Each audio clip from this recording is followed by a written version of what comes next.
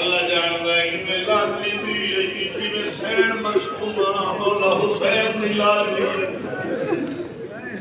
कोई यो जे रुलिए किथा मदीना